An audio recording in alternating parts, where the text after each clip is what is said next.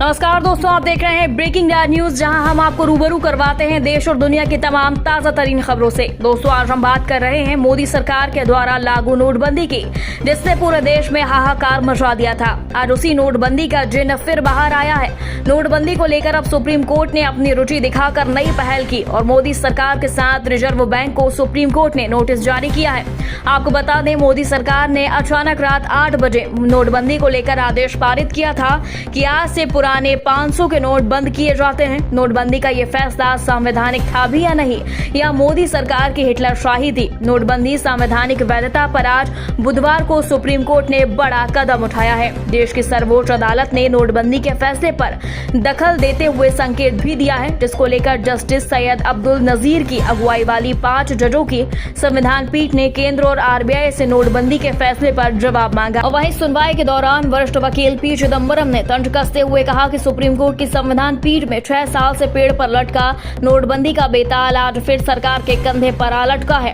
अदालत ने केंद्र और आरबीआई से 500 और 1000 रुपए के नोटों को बंद करने के फैसले पर 9 नवंबर को होने वाली सुनवाई के पहले व्यापक हलफनामा दाखिल करने को कहा है। आपको बता दें, 8 नवंबर 2016 को रात 8 बजे अचानक प्रधानमंत्री नरेंद्र मोदी ने नोटबंदी का ऐलान कर दिया था और उसके कारण कई लोगों की जानें भी चली गई थी। घरों में जमा पूंजी की बंदरबाट हुई। दिल्ली के उपराज्यपाल पर भी इस नोटबंदी को लेकर मनीष सिसोदिया टीम ने सवाल उठाकर उन्हें कटघरे में खड़ा किया था। अब 5 जजों की संविधान पीठ ने मोदी सरकार को उस खत के साथ तैयार रहने को कहा है जो उसने 7 नवंबर 2016 को आरबीआई के नाम लिखे थे, क्योंकि उस समय के पूर्व गवर्नर राजन पहले ही उंगली उठा चुके हैं। और अब पीठ 7 नवंबर को लिखे गए पत्रों और अगले दिन नोटबंदी के फैसले से संबंधित फाइलों की जांच के लिए मांगा है और केंद्र से कहा है कि फाइल सहित सभी दस्तावेजों को लेकर कोर्ट में पेश करने को तैयार रहे।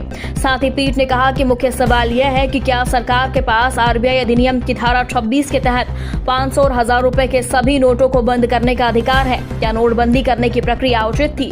यही नहीं, सुप्रीम कोर्ट ने नोटबंदी पर केंद्र सरकार और भारतीय रिजर्व बैंक यानी आरबीआई को नोटिस जारी कर पहली बार कहा है कि नोटबंदी की जानकारी किस किस को दी गई, लिखित दी गई और किस आधार पर इसकी पूरी प्रक्रिया की गई। इसकी सत्यापित जानकारी 5 जजों की संविधान पीठ ने 9 नवंबर तक बताने को कह दिया है। साथ ही कहा जा रहा है कि इस कानून के तहत 1000 और 500 रुपए के नोट बंद किए गए थे, वह भी सही सलामत हालात के वह नोट थे जो रिजर्व बैंक के साथ देश के अन्य बैंकों में नई हालात में पैक बंद रखे हुए थे। कोर्ट ने सरकार और आरबीआई को विस्तृत हलफनामे में अपना जवाब देने को कहा। याचिकाकर्ताओं की दलील है कि भारतीय रिजर्व बैंक अधिनियम की धारा 26(2) किसी विशेष मूल्य वर्ग के करेंसी नोटों को पूरी तरह से रद्द करने के लिए सरकार को अधिकृत नहीं करती। धारा 26(2) केंद्र को एक खास सीरीज के करेंसी नोटों को रद्द करने का सिर्फ अधिकार देती है, न कि संपूर्ण करेंसी नोटों को। अब इसी का जवाब सरकार और आरबीआई को देना है, पर याचिकाकर्ता अभी भी संदेह जता रहे हैं, क्योंकि जिस तरह मोदी सरकार दाव चल रही है वह झांक के 3 पत्ते होने वाले हैं। जबकि याचिकाकर्ता पूर्व गवर्नर राजन के कहे कथन को जोड़ने की भी बात